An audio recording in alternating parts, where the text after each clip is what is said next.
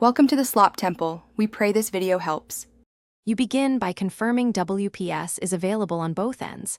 This saves time and avoids incompatible steps. Once done, power on the router and the client device, and make sure they sit within about 1 to 3 meters to ensure a reliable handshake.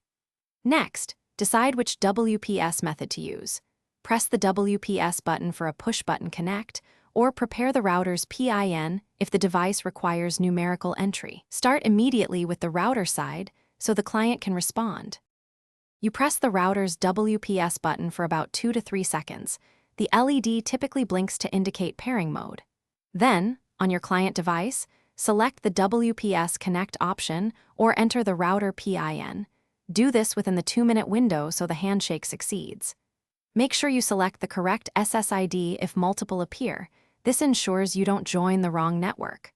Once the devices negotiate keys, the connection completes automatically and you'll see a connected status. You finish by verifying the client has a valid IP address and can reach the internet, open a web page, or ping a known host. If the connection fails, retry the WPS sequence, move devices closer, or restart both router and client. Make sure you try the PIN method if push button fails.